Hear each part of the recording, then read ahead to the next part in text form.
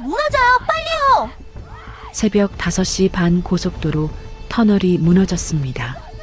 먼지 속 뒤집힌 세단에 양복 차림의 노인이 끼어 있었어요.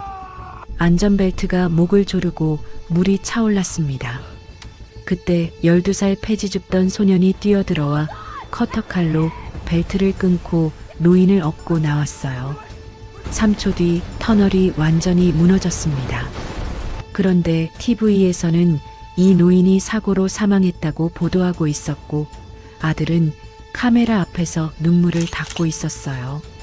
살아있는 아버지의 장례를 준비하는 아들. 그런데 이 터널은 저절로 무너진 게 아니었습니다. 소년이 목숨 걸고 구한 이 노인은 할머니가 3년째 원수로 여기는 그 회사의 회장이었어요. 이 소년은 왜 원수를 구했을까요? 그리고 이 터널에서 3년 전 죽은 소년의 아버지와 이 회장은 대체 어떤 관계였을까요? 영상이 시작되기 전 구독과 좋아요 부탁드립니다. 시청하고 계신 지역을 댓글로 남겨주시면 그 소중한 공간에 행복이 가득하기를 기원하겠습니다. 새벽 5시 반이었습니다. 3월의 찬바람이 고속도로 갓길을 훑고 지나가는 시간이었어요. 경부고속도로 한진터널 입구에서 300m쯤 떨어진 갓길 위로 리어카 하나가 느릿느릿 움직이고 있었습니다. 리어카를 끄는 건 12살 소년 시우였어요. 마른 체구에 얇은 점퍼 하나를 걸치고 있었는데 점퍼 지퍼가 고장나서 가슴팍이 벌어져 있었습니다. 새벽바람이 그 틈으로 파고들었지만 시우는 아랑곳하지 않았어요. 리어카 위에는 새벽 4시부터 2시간 동안 주워 모은 폐지가 수북이 쌓여 있었습니다. 시우의 머릿속에는 숫자 하나만 들어 있었어요. 32만 원. 할머니의 관절 수술 예약금이었습니다. 오늘까지 내지 못하면 석 달을 기다려 잡은 예약이 취소돼요. 주머니에는 2만 원이 들어 있었습니다. 어제 폐지를 팔고 남은 전부였어요. 30만 원이 더 필요했습니다. 리어카를 한 번 더 채워서 고물상에 가면 12,000원쯤 받을 수 있었어요. 한참 모자랐지만 일단 채울 수 있는 만큼 채우는 수밖에 없었습니다. 리어카 바퀴가 갓길 턱에 걸려 멈췄어요. 시우가 허리를 숙여 바퀴를 빼려고 양손으로 리어카 밑을 잡았습니다. 손가락에 힘을 주는 순간이었어요. 터널 안쪽에서 굉음이 울렸습니다. 쿵! 땅이 흔들렸어요. 리어카가 덜컹거리며 위에 쌓인 폐지 절반이 바닥으로 쏟아졌습니다. 시우가 고개를 들어 터널 쪽을 바라봤어요. 터널 입구에서 회색 먼지 구름이 쏟아져 나오고 있었습니다. 안쪽에서 경적 소리가 울렸어요. 한 대가 아니었습니다. 수십 대의 경적이 동시에 울리는 소리였어요. 그 사이사이로 사람의 비명이 섞여 들렸습니다. 시우의 다리가 굳었어요. 심장이 빠르게 뛰기 시작했습니다. 머리로는 저기 들어가면 안 된다는 걸 알고 있었어요. 하지만 그때 먼지 속에서 소리 하나가 뚫고 나왔습니다. 아이 울음소리였어요. 어린아이가 우는 소리가 먼지 너머에서 들려왔습니다. 시우의 발이 먼저 움직였어요. 리어카를 버리고 뛰기 시작했습니다. 리어카 한쪽에 매달아둔 손전등을 뜯어들고 터널 안으로 들어갔어요. 시야가 3미터도 안 됐습니다. 손전등 불빛에 먼지 입자가 눈처럼 떠다녔어요. 발밑에 콘크리트 조각과 깨진 유리가 흩어져 있었습니다. 천장에서 물이 새고 있었어요. 파열된 소방배관에서 흘러나온 물이 바닥에 고여 발목을 적셨습니다. 첫 번째 차량이 보였어요. 에어백이 터진 승용차 안에 임산부가 끼어 있었습니다. 배를 두 손으로 감싸고 눈을 질끈 감고 있었어요. 시우가 문을 잡아당겼지만 찌그러져서 열리지 않았습니다. 뒤쪽 창문이 깨져 있었어요. 시우가 깨진 창문으로 상체를 밀어 넣었습니다. 유리 파편이 팔뚝을 긁었지만 신경 쓸 겨를이 없었어요. 안쪽에서 문잠금을 풀고 임산부의 팔을 잡아 밖으로 빼냈습니다. 임산부가 시우의 손을 잡으며 소리쳤어요. 뒷좌석에 아이가 있어요. 제발. 뒷좌석에 4살쯤 된 남자아이가 카시트에 묶인 채 울고 있었습니다. 운전석의 남자는 머리를 대시보드에 부딪혀 기절해 있었어요. 시우가 카시트 버클을 풀었습니다. 손이 떨려서 2번 만에 풀렸어요.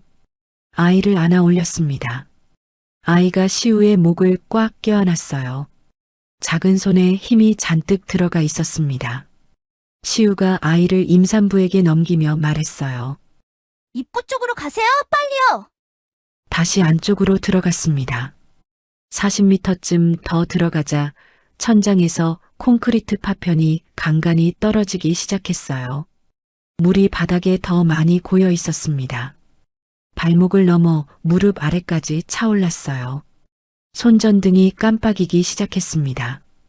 건전지가 약해지고 있었어요. 시우가 손전등을 흔들어 다시 켰습니다. 그때 손전등 불빛 끝에 뒤집힌 검은색 세단이 보였어요. 번호판이 반쯤 떨어져 있었습니다. 고급차였어요. 시우가 가까이 다가갔을 때 차 안에서 신음소리가 들렸습니다. 피투성이 노인이 핸들에 끼어 있었어요. 은발이 콘크리트 가루로 뒤덮여 있었고 양복 상의가 찢어져 있었습니다. 안전벨트가 노인의 목을 가로질러 조이고 있었어요. 숨을 쉴 때마다 벨트가 목에 파고들었습니다. 입술이 파랗게 변해 있었어요. 시우가 주머니에서 커터칼을 꺼냈습니다. 폐지 묶을 때 쓰는 칼이었어요. 칼날이 무뎌서 안전벨트에 한번 그었는데 끊어지지 않았습니다. 2번째도 안 됐어요. 시우가 이를 악물고 3번째로 힘껏 그었습니다. 칼날이 벨트를 파고들며 끊어졌어요. 노인의 몸이 축 떨어졌습니다. 시우가 양팔로 노인의 어깨를 잡아 차 밖으로 끌어냈어요. 그 순간 터널 관제 스피커에서 경고음이 울렸습니다. 2차 붕괴 위험. 터널 내 잔류 인원 즉시 대피하십시오. 반복합니다. 기계음이 터널 안에 울려 퍼졌어요. 천장의 균열이 눈에 보일 정도로 벌어지기 시작했습니다. 콘크리트 덩어리 하나가 시우에서 1m 옆에 떨어졌어요. 바닥에 부딪히며 물이 튀었습니다. 시우가 노인을 업었습니다. 74살 노인의 체중이 12살 아이의 등을 짓눌렀어요. 무릎이 휘청거렸습니다. 물이 무릎까지 차올라 있었어요. 한 발짝 떼는 것조차 힘들었습니다. 아버지가 했던 말이 머릿속에 떠올랐어요. 무너진 건 다시 세우면 된다. 시우가 이를 악물었습니다. 입구를 향해 걷기 시작했어요. 50m. 천장에서 파편이 계속 떨어졌습니다. 40m. 물속에 잠긴 콘크리트 조각에 발이 걸려 비틀거렸어요. 30m. 노인이 시우의 귀에 대고 말했습니다. 나를 놓고 가. 시우가 대답하지 않았어요. 20m. 무릎이 꺾이며 넘어졌습니다. 바지가 찢어지고 무릎에서 피가 났어요. 이가 딱딱 부딪혔습니다. 다시 일어났어요. 10m. 입구 밖에 빛이 보였습니다. 새벽 하늘이 회색빛으로 밝아오고 있었어요. 5m. 등 뒤에서 천장이 무너지는 소리가 연쇄적으로 울렸습니다. 쿵, 쿵쿵. 마지막 3m를 뛸 때 터널 입구의 천장이 갈라졌어요. 시우가 마지막 힘을 짜내 뛰어나왔습니다. 등 뒤로 터널 입구가 완전히 무너져 내렸어요. 콘크리트 파편이 시우의 발 뒤꿈치를 스쳤습니다. 먼지가 폭풍처럼 밀려나왔어요. 3초만 늦었으면 둘 다 묻혔습니다. 갓길에 쓰러진 시우의 숨이 터져나왔어요. 폐가 찢어지는 것 같았습니다. 온몸에 콘크리트 가루가 묻어 있었고 무릎에서 피가 바지를 적시고 있었어요. 옆에 누운 노인이 천천히 눈을 떴습니다. 충혈된 눈으로 시우를 바라봤어요. 갈라진 목소리가 흘러나왔습니다. 아들이, 승재가 이 터널을 무너뜨렸어. 시우의 등에서 식은땀이 흘러내렸어요. 사고가 아니었습니다. 누군가 일부러 이 터널을 무너뜨린 거였어요. 저 멀리서 사이렌 소리가 들려왔습니다. 구급차와 소방차가 터널 방향으로 몰려오고 있었어요. 시우가 본능적으로 몸을 일으켰습니다. 노인을 리어카 위에 올리고 폐지를 덮었어요. 이유를 설명할 수는 없었지만 이 노인을 사람들에게 보여주면 안 될 것 같았습니다. 아들이 죽이려고 했다면 이 노인이 살아있다는 걸 알면 다시 올 거라는 생각이 들었어요. 시우가 리어카를 끌고 터널 입구에서 멀어지기 시작했습니다. 사이렌 소리가 점점 가까워지고 있었어요. 시우의 무릎에서는 피가 계속 흘렀고 등은 노인의 무게로 아직 짓눌리는 것 같았습니다. 하지만 멈추지 않았어요. 2시간 전까지 이 리어카에는 폐지가 실려 있었습니다. 지금은 누군가의 목숨이 실려 있었어요. 그런데 시우는 아직 몰랐습니다. 자기가 방금 목숨을 걸고 구한 이 노인이 누구인지를요. 이 노인은 할머니가 3년째 일을 갈며 원수로 여기는 바로 그 회사의 회장이었어요. 3년 전 이 터널 공사 현장에서 아버지가 죽었고 그 터널을 만든 회사의 꼭대기에 이 노인이 앉아 있었습니다. 아버지를 죽게 만든 그 회사의 주인을 아들이 등에 업고 나온 거였어요. 시우가 리어카를 끌고 폐지 창고에 도착한 건 새벽 6시가 넘어서였습니다. 터널에서 300m쯤 떨어진 고가도로 밑 공간이었어요. 시멘트 블록을 쌓고 양철 지붕을 얹어 만든 허름한 창고였습니다. 안에는 낡은 침대 하나, 기름때가 낀 싱크대 하나, 벽에 걸린 작은 TV가 전부였어요. 시우와 할머니가 사는 곳이었습니다. 세상에서 가장 좁고 가장 춥지만 그래도 둘이 함께 사는 곳이었죠. 할머니 순옥이 새벽약을 먹고 있었어요. 관절 때문에 매일 아침 먹어야 하는 약이었습니다. 물컵을 입에 대고 있던 할머니가 리어카 위에서 사람 다리가 튀어나와 있는 걸 보았어요. 물컵이 손에서 미끄러졌습니다. 바닥에 떨어지며 깨졌어요. 할머니가 벌떡 일어났습니다. 세상에 이게 뭐고? 시우가 급히 설명했어요. 터널이 무너졌고 차에 갇혀있던 사람을 끌어냈다고요. 할머니가 허겁지겁 리어카로 다가왔습니다. 폐지를 걷어내자 먼지와 그을음으로 뒤덮인 노인의 얼굴이 드러났어요. 양복 상의가 찢어져 있었고 은발에 콘크리트 가루가 묻어 회색빛이었습니다. 숨은 쉬고 있었지만 가늘고 불규칙했어요. 둘이서 노인을 침대에 눕혔습니다. 시우가 싱크대 및 구급상자에서 소독약과 거즈를 꺼냈어요.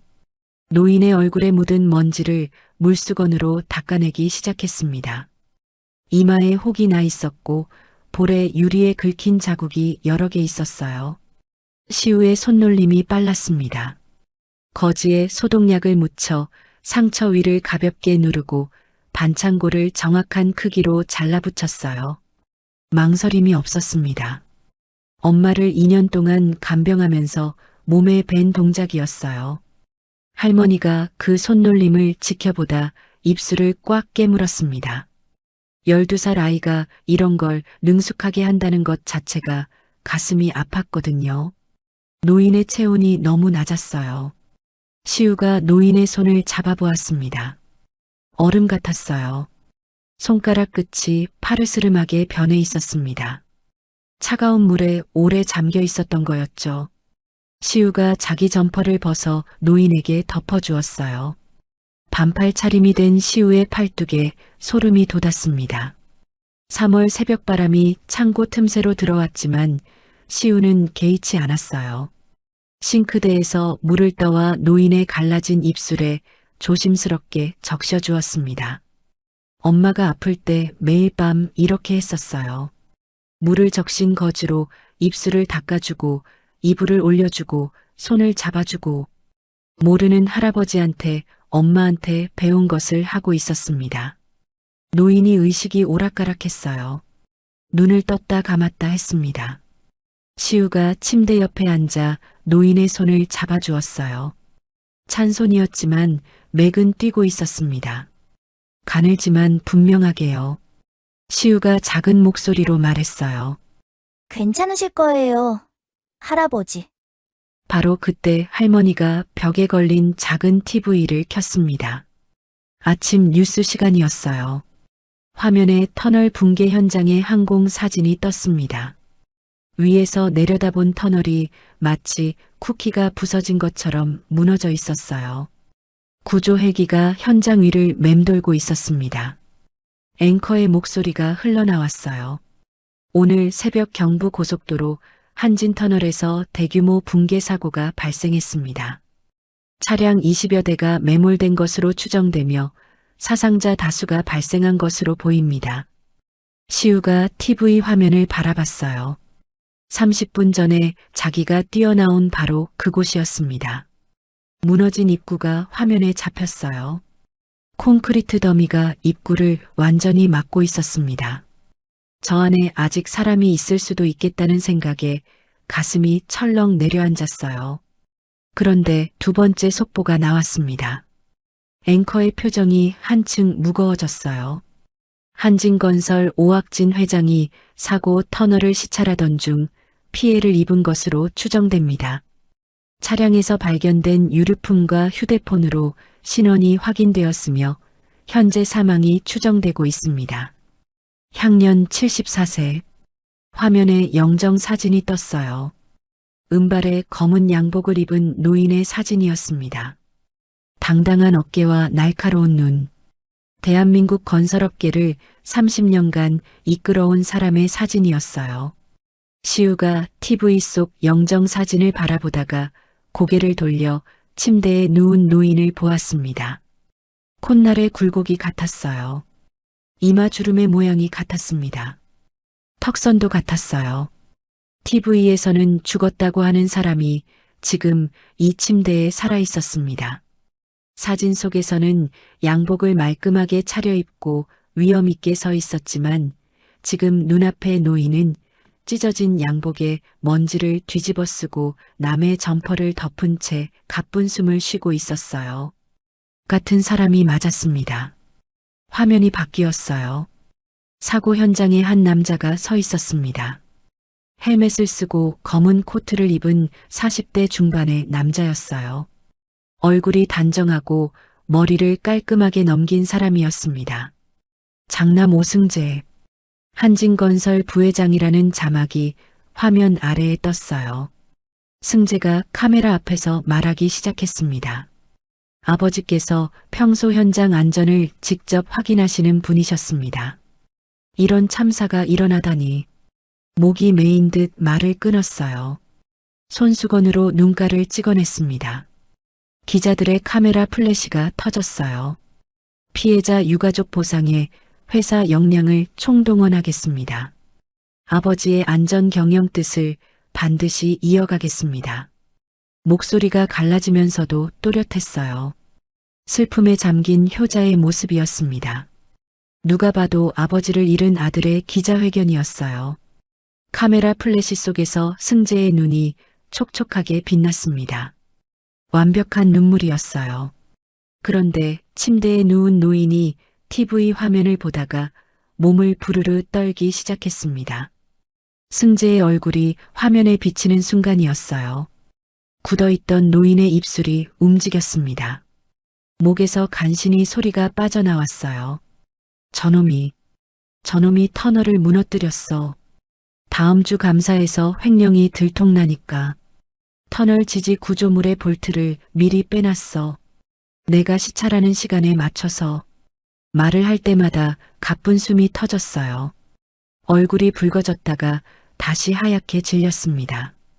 온몸에 남은 힘을 전부 쥐어짜서 말하고 있는 거였어요. 시우가 경찰에 신고하려고 할머니의 낡은 유선 전화를 들었습니다. 수화기를 귀에 대려는 순간 노인이 남은 힘을 다해 시우의 손목을 잡았어요. 어른 같은 손이었지만 잡는 힘은 절박했습니다. 손가락 마디마디에 힘줄이 붉어져 있었어요. 안 돼. 병원이 한패야. 경찰도. 승재가 20년 동안 다 심어놨어. 시우가 수화기를 든 채 멈췄습니다. 경찰에 전화하면 뭐라고 할까요? 터널에서 죽었다고 뉴스에 나오는 사람이 살아있다고 하면 누가 믿어줄까요? 12살 폐지 줍는 아이가 그런 전화를 하면 장난이라고 끊어버릴 수도 있었어요. 아니면 오히려 시우가 이상한 아이 취급을 받거나 시신을 훔친 도굴범으로 몰릴 수도 있었습니다. 시우가 천천히 수화기를 내려놓았어요. 할머니가 TV를 끄고 침대 쪽으로 다가왔습니다. 노인의 얼굴을 내려다보았어요. 할머니의 눈이 가늘어졌습니다. 뭔가를 확인하려는 눈빛이었어요. 이름이 뭐야? 노인이 힘겹게 입을 열었어요. 오학진. 그 세 글자가 나오는 순간 할머니의 얼굴에서 색이 싹 빠졌습니다. 손에 들고 있던 물컵이 바닥에 떨어져 또 한 번 깨졌어요. 사금파리가 발밑에 흩어졌지만 할머니는 쳐다보지도 않았습니다. 눈이 노인의 얼굴에 박혀 있었어요. 입술이 떨리기 시작했습니다. 한진건설, 오학진. 할머니의 목소리가 갈라졌어요. 낮고 떨리는 목소리였습니다. 이가 부딪히는 것 같은 소리가 섞여 있었어요. 내가 그 회사 사장이야. 내 아들이 내 회사 터널에서 죽었어. 시우가 할머니와 노인 사이에서 얼어붙었습니다. 숨이 턱 막혔어요. 방금 자기가 터널에서 목숨을 걸고 구해온 이 노인이 할머니가 3년째 원수로 여기는 바로 그 회사의 회장이었던 겁니다. 3년 전 아버지가 비계에서 떨어져 죽었던 그 터널을 만든 회사. 산재 보상을 본인 과실이라며 거부했던 그 회사. 엄마가 소송하다 몸이 망가져 죽었던 그 회사. 그 회사의 꼭대기에 앉아 있는 사람을 시우가 등에 업고 나온 거였어요. 시우의 머릿속이 하얘졌습니다. 리어카를 끌고 달려올 때는 몰랐어요. 그냥 죽어가는 사람을 구해야 한다는 생각밖에 없었습니다. 그런데 이 사람이 할머니의 원수였어요. 아버지를 죽게 만든 회사의 주인이었습니다. 등에 업었을 때 느꼈던 노인의 체온이 아직 등에 남아 있었어요. 그 온기가 갑자기 차갑게 느껴졌습니다. 밖에서 헬기 소리가 들려왔어요. 터널 사고 현장을 향해 날아가는 뉴스 헬기였습니다. 프로펠러 소리가 창고 양철 지붕을 울렸어요. 구급차 사이렌도 연달아 울렸습니다. 세상은 터널 사고로 난리가 나고 있었어요. 그런데 이 폐지 창고 안에서는 세 사람이 얼어붙은 채 서로를 바라보고 있었습니다. 할머니의 눈에는 3년 묵은 분노가 타오르고 있었어요. 노인은 침대에서 가쁜 숨을 쉬며 천장을 올려다보고 있었습니다. 그리고 시우는 두 사람 사이에 서서 어찌해야 할지 몰라 주먹만 꽉 쥐고 있었어요. 할머니가 침대 쪽으로 성큼 다가갔습니다. 노인의 찢어진 양복깃을 움켜잡았어요. 주름진 손에 핏줄이 붉어졌습니다. 내 아들, 내 회사 터널에서 죽었어. 3년 전에. 할머니의 목소리가 창고 안에 울렸어요. 노인이 멱살을 잡힌 채 아무 말도 못했습니다. 할머니의 손이 바들바들 떨리고 있었어요. 3년 동안 가슴에 묻어뒀던 분노가 손끝까지 올라와 있었습니다. 시우가 달려들어 할머니의 팔을 잡았어요. 할머니 안 돼. 이 할아버지 다쳤어. 지금은 안 돼. 할머니가 시우를 밀치려 하다가 멈칫했습니다. 손자의 얼굴을 보았거든요. 무릎에서 아직 피가 흐르고 있었어요. 점퍼를 벗어줘서 반팔 차림이 된 팔뚝이 소름으로 뒤덮여 있었습니다. 할머니의 손에서 힘이 빠졌어요. 할머니가 벽에 걸린 사진을 가리켰습니다. 군복을 입은 젊은 남자. 시우의 아버지 강동수였어요. 환하게 웃고 있는 23살 청년이었습니다. 이 사람이 내 아들이야. 내 회사가 죽인 내 아들. 학진이 사진을 바라보았어요. 아무 말도 하지 못했습니다. 밖에서 헬기 소리가 지나갔어요. 구조 작업이 한창이라는 뜻이었습니다. 시우가 창문 틈으로 밖을 살피다가 다시 돌아와 할머니 이야기에 귀를 기울였어요. 할머니가 침대 옆 의자에 앉아 노인의 상처를 닦아주면서 이야기를 시작했습니다. 손은 상처를 닦고 있었지만 눈은 벽에 아들 사진을 향하고 있었어요. 동수는 성실한 사람이었습니다. 이 터널 건설 현장에서 콘크리트 타설 작업을 했어요. 매일 아침 안전모를 쓰고 안전벨트를 착용하고 현장에 들어갔습니다. 작업 전에 항상 장비를 2번씩 확인하는 사람이었어요. 어느 날 동수가 콘크리트 배합 상태를 확인하다가 이상한 점을 발견했습니다. 굳은 콘크리트가 너무 푸석푸석했어요. 시멘트 비율이 기준치보다 한참 낮았다는 뜻이었죠. 현장 소장에게 보고했어요. 소장님, 콘크리트 배합이 이상합니다. 이대로 가면 위험해요. 현장 소장이 눈도 마주치지 않고 대꾸했습니다. 공기 밀리는데 그런 거 신경 쓸 때가 아니야. 동수가 그날 밤 아내에게 말했어요. 시우는 방에서 숙제를 하고 있었습니다. 9살이었죠. 여보, 이 터널 이대로 가면 사람 죽어. 그날부터 동수가 기록을 시작했어요. 매일 밤 간병 노트 뒷장에 적었습니다. 앞장은 아내의 약 복용 시간이었고 뒷장부터는 터널 시공 기록이었어요. 콘크리트 배합 비율, 철근 간격, 시공 날짜. 빨간 펜으로 기준치 대비 부족한 부분을 표시했습니다. 내부 고발을 준비하고 있었던 거였어요. 시우가 그때를 기억하고 있었습니다. 아버지가 밤마다 식탁에서 노트에 뭔가를 적었어요. 시우가 뭐 써하고 물으면 아버지가 웃으며 말했죠. 아빠가 숙제하는 거야. 시우도 숙제했지. 밖에서 사이렌 소리가 울렸어요. 구급차가 터널 방향으로 달려가고 있었습니다. 현재의 긴장이 과거 이야기 사이로 끼어들었어요. 할머니가 이야기를 이었습니다. 동수가 기록을 시작한 지 딱 일주일 만이었어요. 현장에서 전화가 왔습니다. 강동수 씨가 현장 비계에서 추락하셨습니다. 병원으로 이송 중입니다. 병원에 도착했을 때 동수는 이미 심정지 상태였어요. 7층 높이에서 떨어졌습니다. 사고 보고서에는 안전벨트 미착용 본인 과실이라고 적혀 있었어요. 할머니의 주먹이 무릎 위에서 꽉 쥐어졌습니다. 내 아들이 안전벨트를 안 했다고. 그 애가 평생 안전벨트 안 한 적이 없어.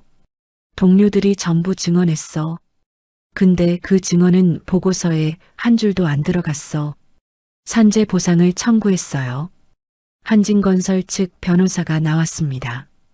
본인 과실이 인정되므로 산재 보상 대상에 해당하지 않습니다. 할머니가 법정에서 소리쳤어요. 내 아들은 안전벨트를 항상 했어. 동료들한테 물어보라고. 하지만 현장 CCTV는 사고 당일에만 고장이 나 있었습니다. 하필 그날만요. 법원이 회사 측 주장을 받아들였어요. 산재 보상 기각. 시우의 어머니가 항소했습니다. 2년 동안 법원을 오갔어요. 변호사 비용을 마련하려고 집을 팔았습니다. 그래도 모자라서 보험까지 해약했어요. 아침에 법원에 가고 저녁에 공장에서 일했습니다. 2년이나 계속됐어요. 시우가 10살이던 해에 어머니가 쓰러졌습니다. 과로와 스트레스로 인한 장기 손상이었어요. 입원하고 2달 만에 세상을 떠났습니다. 시우가 옆에 앉아 손을 잡고 있었어요. 숨소리가 점점 느려지다가 멈추는 걸 지켜보았습니다. 10살이었어요. 장례식장에 온 사람은 할머니와 시우뿐이었습니다. 유골함을 받아든 건 시우였어요. 두 손으로 안았는데 생각보다 가벼웠습니다. 그 뒤로 시우는 학교를 그만두었어요. 할머니와 둘이서 폐지를 줍기 시작했습니다. 할머니가 벽에 아들 사진을 바라보며 말했어요. 동수야, 엄마가 지금 내 원수를 숨겨줘야 한대. 침대에 누운 학진이 이 이야기를 전부 듣고 있었습니다. 눈을 감고 있었지만 눈꺼풀이 미세하게 떨리고 있었어요. 밖에서 헬기 소리가 다시 울렸습니다. 이번에는 더 가까웠어요. 수색 범위가 넓어지고 있었습니다. 시간이 없었어요. 시우가 할머니 앞에 무릎을 꿇었습니다. 바닥에 깨진 물컵 사금파리가 무릎에 닿았지만 신경 쓰지 않았어요. 할머니, 이 할아버지를 터널에서 일부러 죽이려고 한 사람이 있어. 자기 아버지를 죽이려는 아들이야. 그 아들이 터널을 부실하게 만든 사람이라면 우리 아빠도 그 사람 때문에 죽은 거 아닐까? 할머니의 눈이 커졌어요. 아들을 죽인 건 회사가 아니라 회사 안에 누군가일 수 있다는 생각이 처음으로 스쳤습니다. 이 침대에 누워있는 늙은 회장이 아니라 TV에서 눈물을 닦고 있던 그 아들일 수 있다는 거였어요. 경찰에 넘기면 아들이 알게 되고 다시 죽이려 올 거였습니다. 병원에 데려가면 아들의 사람들이 기다리고 있을 수도 있었어요. 갈 곳이 없었습니다. 할머니가 오래 침묵했어요. 아들 사진을 바라보다가 창문 밖 헬기를 바라보다가 다시 노인을 바라보았습니다. 노인의 가쁜 숨소리가 창고 안에 가득했어요. 며칠만이다. 며칠만 숨겨주는 거야. 그 대신 내 회사가 내 아들한테 한 짓 반드시 밝혀야 해. 그게 조건이야. 학진이 침대에서 간신히 고개를 끄덕였습니다. 세 사람의 불편한 동맹이 시작되었어요. 할머니는 노인의 상처를 치료해 주면서도 손에 힘이 들어가 있었습니다. 소독약을 바를 때 살살하지는 않았어요. 학진이 미간을 찡그렸지만 소리는 내지 않았습니다. 시우가 싱크대에서 물을 데워와 수건을 적셔 노인의 손을 감싸주었어요. 엄마 손을 잡아주던 것과 같은 동작이었습니다. 할머니가 그 모습을 지켜보았어요. 원수의 손을 녹여주고 있는 손자를 바라보는 표정이 복잡했습니다. 화가 나야 하는데 화만 나지는 않았어요. 하지만 3년의 분노가 하루아침에 사라질 수는 없었습니다. 이 갈등은 여기서 끝나지 않았어요. 동맹 넷째 날이었습니다. 시우가 침대 밑에서 낡은 상자를 꺼냈어요. 아버지의 유품 상자였습니다. 골판지 상자에 테이프를 둘러봉해 놓은 것이었어요. 2년 전 이 폐지 창고로 이사할 때 가져온 건데 한 번도 열어보지 않았습니다. 열면 울 것 같았거든요. 시우가 손등으로 먼지를 쓸어내고 테이프를 뜯었어요. 안에서 냄새가 올라왔습니다. 아버지의 작업복 냄새였어요. 콘크리트 가루와 땀과 세제가 섞인 냄새. 3년이 지났는데도 상자 안에 고스란히 남아 있었습니다. 시우의 코끝이 시큰해졌어요. 눈을 감으면 아버지가 현장에서 돌아와 현관문을 열던 모습이 떠올랐습니다.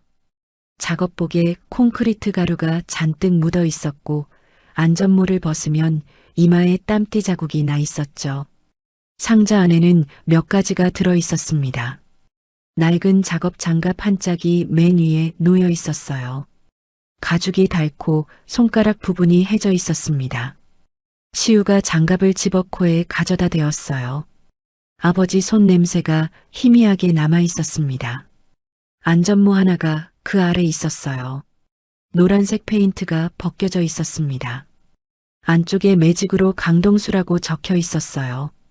그리고 맨 밑에 노트 한 권이 있었습니다. 간병 노트였어요. 표지에 엄마의 이름이 적혀 있었습니다. 앞장에는 어머니의 약 복용 시간이 적혀 있었어요. 아침 8시 혈압약 한 알, 점심 12시 진통제 반 알, 저녁 7시 수면제 한 알. 아버지의 글씨체가 반듯했습니다. 한 글자 한 글자 정성스럽게 적은 게 느껴졌어요. 병원 일정도 빠짐없이 적혀 있었습니다. 시우가 페이지를 넘겼어요. 중간쯤부터 글씨가 달라졌습니다. 급하게 적은 듯한 필체였어요. 펜 압력이 세서 종이가 울퉁불퉁했습니다. 내용도 완전히 달랐어요. 콘크리트 배합 비율이 숫자로 적혀 있었습니다. 그 옆에 빨간 펜으로 기준치라고 적고 화살표를 그어 실제 수치를 적어놨어요. 기준치보다 시멘트가 절반 가까이 적었습니다. 철근 간격도 적혀 있었어요. 설계도에는 D16이라고 되어 있는데 실제로는 D13이 들어갔다고 적혀 있었습니다. 시공 날짜별로 하루도 빠지지 않고 기록한 거였어요. 어떤 날은 새벽 2시에 적은 것도 있었습니다. 현장에서 돌아와 아내 약을 챙기고 시우를 재운 뒤 식탁에 앉아 적었겠죠. 아버지가 내부 고발을 준비하며 매일 밤 적은 부실 시공 증거였어요. 시우가 그때를 떠올렸습니다. 아버지가 밤마다 식탁 전등 아래 앉아 노트에 뭔가를 적고 있었어요. 시우가 방문을 열고 뭐 써 하고 물으면 아버지가 고개를 들어 웃으며 말했죠. 아빠가 숙제하는 거야. 시우도 숙제했지. 그게 무슨 숙제인지 9살 시우는 몰랐습니다. 3년이 지난 지금 이 노트의 뒷장에 그 숙제의 정체가 적혀 있었어요. 시우가 노트를 학진에게 가져갔습니다. 학진이 침대에서 상체를 간신히 일으켰어요. 페이지를 넘길수록 표정이 굳어졌습니다. 입술이 바짝 말라 있었어요. 이 현장은 승재가 직접 관리한 거야. 내가 맡긴 적이 없는데 승재가 가져갔어. 시공비를 3천억이나 부풀려서. 학진의 목소리가 떨렸어요. 분노와 자괴감이 동시에 번지고 있는 얼굴이었습니다. 시우가 조심스럽게 물었어요. 그러면 우리 아빠가 이걸 발견해서. 그래서 말끝이 흐려졌습니다. 그래서 뒤에 올 말을 차마 입에 담지 못했어요. 학진이 고개를 돌렸습니다. 시우를 바라보지 못했어요. 대답할 수가 없었던 거였습니다. 시우는 아직 완전한 연결을 모르고 있었어요. 하지만 노트 마지막 페이지에 적힌 날짜가 눈에 들어왔습니다. 아버지가 마지막으로 기록한 날짜와 비계에서 떨어진 날짜 사이에 딱 일주일이었어요. 우연이라고 하기에는 너무 정확했습니다. 하지만 지금 해야 할 일이 있었어요. 이 노트만으로는 부족했습니다. 3년 전 기록이라 반박당할 수 있었어요. 터널 잔해에서 직접 물리적 증거를 가져와야 했습니다. 승재가 복구 공사를 앞당기고 있었어요. 새 콘크리트가 부어지면 증거가 영원히 사라졌습니다. 열흘 중 나흘이 지났어요. 엿새밖에 안 남았습니다. 학진이 반대했어요. 한번 무너진 터널이야. 지지 구조가 없어. 언제 또 무너질지 몰라. 시우가 대답했습니다. 그래서 밤에 가야 해요. 자네 가장자리에서 샘플만 가져오면 돼요. 밤 11시였습니다. 시우가 유품 상자에서 꺼낸 아버지의 작업 장갑을 꼈어요. 장갑이 시우의 손에 컸지만 꽉 쥐면 빠지지 않았습니다. 아버지가 매일 이 장갑을 끼고 터널 현장에서 일했어요. 지금 시우가 같은 장갑을 끼고 같은 터널에 들어가려 하고 있었습니다. 폐지 창고를 나서 배수로를 통해 터널 현장에 접근했어요. 터널 옆면 환기구로 몸을 밀어 넣었습니다. 손전등 하나의 의지에 어둠 속을 기어갔어요. 천장에서 물이 떨어졌습니다. 나흘 전 노인을 업고 뛰어나왔던 길을 반대로 가고 있었어요. 무너진 천장 구간에서 콘크리트 조각을 주었습니다. 아버지 장갑을 낀 손으로 눌러보니 너무 쉽게 부서졌어요. 가루가 우수수 떨어졌습니다. 아버지 노트에 적힌 대로 시멘트가 기준치의 절반도 안 되는 거였어요. 주머니에 2 조각을 넣었습니다. 노출된 철근을 찾아 각인을 비추었어요. D13. 아버지 노트의 기록과 정확히 일치했습니다. 3년 전 아버지가 기록한 것과 지금 눈앞의 철근이 같았어요. 아버지의 기록이 틀리지 않았습니다. 커터칼로 철근 한 조각을 잘라냈어요. 핸드폰으로 잔해 내부 사진도 12장 찍었습니다. 그때 위에서 소리가 났어요. 천장의 균열이 벌어지고 있었습니다. 콘크리트 파편이 어깨 위로 떨어졌어요. 더 큰 덩어리가 1미터 앞에 쿵 하고 떨어졌습니다. 5초만 늦었으면 머리 위에 떨어진 거였어요. 2차 붕괴가 시작되고 있었습니다. 시우가 몸을 돌려 환기구 쪽으로 필사적으로 기어갔어요. 뒤에서 연쇄적으로 무너지는 소리가 쫓아왔습니다. 등 뒤로 충격파가 밀려와 먼지가 시야를 덮었어요. 환기구를 빠져나왔습니다. 밖에 찬 공기가 얼굴을 때렸어요. 바닥에 엎드려 거친 숨을 몰아쉬었습니다. 아버지의 장갑이 하얗게 변해 있었어요. 주머니를 확인했습니다. 콘크리트 조각 2개, 철근 1조각, 사진 12장, 증거를 확보했어요. 폐지 창고로 돌아와 학진에게 콘크리트를 보여주었습니다. 학진이 손으로 눌러보았어요. 손가락 사이로 가루가 흘러내렸습니다. 이건 시멘트 비율이 절반도 안 돼. 이 터널은 처음부터 무너지게 만들어진 거야. 시우가 학진의 상처를 소독하다가 옆구리에 바늘 자국 4개를 발견했어요. 팔이 아니라 옆구리에 나란히 찍혀 있었습니다. 할아버지, 누가 주사 놓았어요. 한쪽에만 4번이나. 시우는 어머니에게 2년 동안 인슐린 주사를 놓아왔어요. 옆구리에 반복적으로 놓았다는 건 맞은 사람이 잠든 사이에 몰래 놓았다는 뜻이었습니다. 학진의 표정이 변했어요. 승재가 매일 아침 영양제를 직접 가져왔어. 주스에 타서 줬는데 그걸 먹으면 자꾸 잠이 왔어. 머리가 안개 낀 것처럼 흐려졌어. 치매 검사 결과가 갑자기 나빠졌고 수면제였습니다. 1년간 아들이 아버지에게 수면제를 먹여왔던 거였어요. 치매가 아니라 약물 때문에 몸이 굳어가고 있었던 겁니다. 아들의 효도라고 믿었던 게 독살이었어요. 학진의 눈가가 붉어졌습니다. 하지만 눈물은 흘리지 않았어요. 대신 이를 악물었습니다. 시우가 핸드폰으로 노트를 한 장씩 찍고 바늘 자국도 찍었어요. 증거를 하나씩 모으고 있었습니다. 학진이 시우를 바라보았어요. 이 아이의 아버지를 죽게 만든 것이 자기 회사였습니다. 그 아이가 아버지의 장갑을 끼고 무너진 터널에 다시 들어갔다 나온 거였어요. 학진의 입술이 떨렸지만 아무 말도 하지 못했습니다. 미안하다는 말로는 부족했고 고맙다는 말로는 가벼웠어요. 그래서 침묵했습니다. 시우도 더 묻지 않았어요. 대신 학진의 이불을 올려주고 물을 한 컵 떠다 주었습니다. 엄마한테 하던 것과 같은 동작이었어요. 동맹 엿새째였습니다. 아침에 할머니가 TV를 켰다가 리모컨을 떨어뜨렸어요. 시우가 고개를 돌려 화면을 보았습니다. 메인 뉴스였어요. 앵커의 표정이 심각했습니다.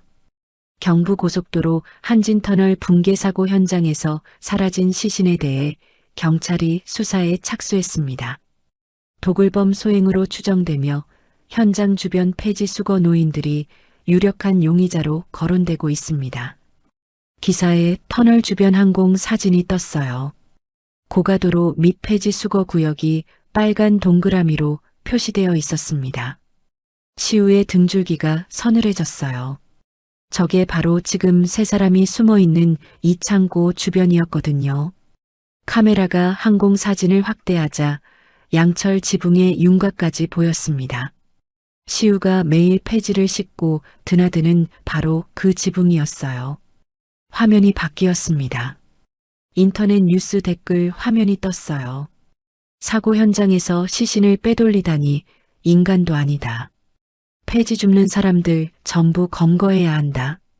이런 인간들은 싹 다 잡아야 해. 댓글이 수백 개 달려 있었습니다. 시우가 화면을 바라보았어요. 주먹이 저절로 쥐어졌습니다. 사람을 구한 건데 세상에서는 도굴범으로 몰리고 있었어요. 시신을 훔친 게 아니라 살아있는 사람을 꺼낸 건데 누구한테도 말할 수 없었습니다. 그런데 더 심각한 게 있었어요. 화면 한쪽에 할머니의 뒷모습 사진이 떴습니다. CCTV에서 잘라낸 이미지였어요. 화질이 좋지는 않았지만 고가도로 및 창고 앞이라는 건 알 수 있었습니다. 할머니가 리어카 옆에 서 있는 모습이었어요. 앞치마를 두르고 등이 살짝 굽은 뒷모습.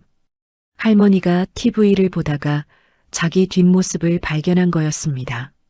리모컨을 떨어뜨린 이유가 그거였어요. 할머니의 손이 무릎 위에서 바들바들 떨리고 있었습니다. 얼굴이 하얗게 질려 있었어요. 시우가 재빨리 TV를 껐습니다. 할머니 괜찮아. 뒷모습이잖아. 얼굴 안 나왔어.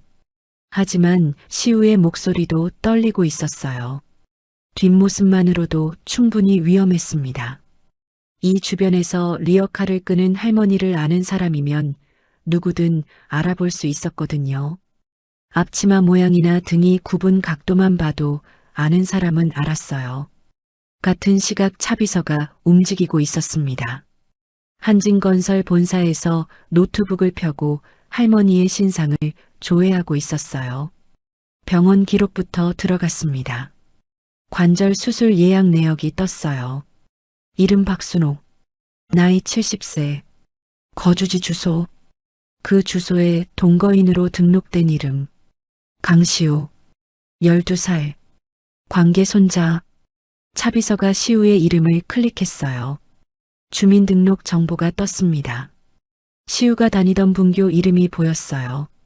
분교 홈페이지에 들어가자 학년별 단체 사진이 올라와 있었습니다.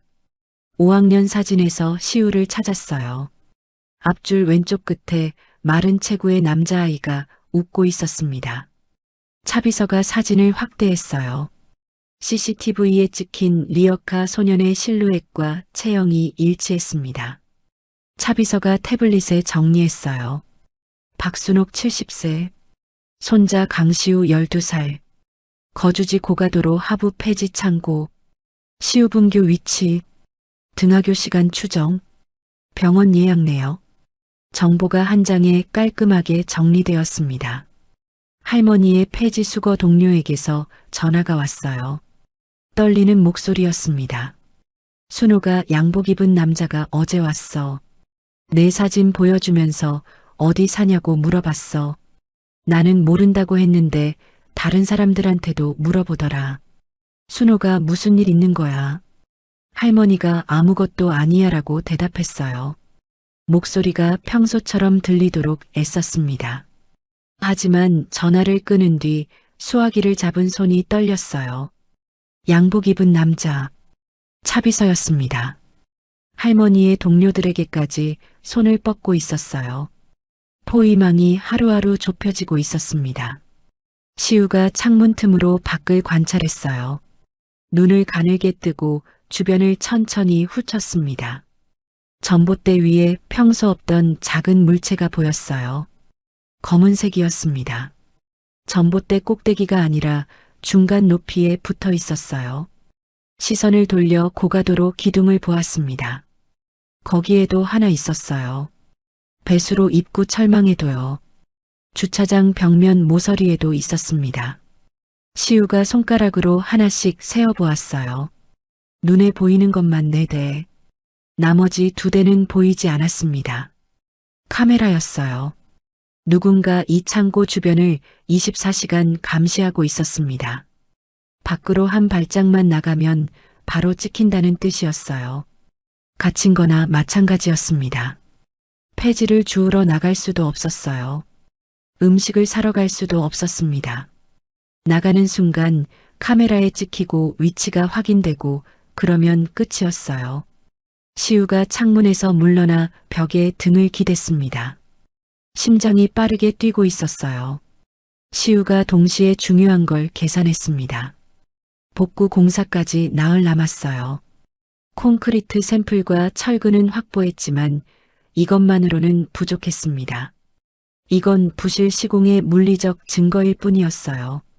승재가 직접 지시했다는 증거가 아니었습니다. 법정에서 승재가 부실 시공은 현장 소장이 임의로 한 거라고 발뺌하면 끝이었어요. 승재를 직접 잡으려면 금고에 있는 통화 녹음 파일과 횡령 장부가 필요했습니다.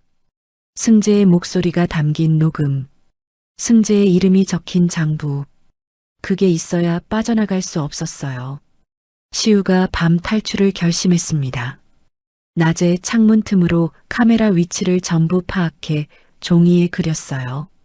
연필로 카메라 6대의 위치와 각도를 표시했습니다. 어느 방향으로 몇 도까지 비추는지 시간대별로 확인했어요. 사각지대를 찾아야 했습니다. 종이 위에 빗금을 그어 카메라가 닿지 않는 구역을 표시했어요. 배수로가 유일한 사각지대였습니다.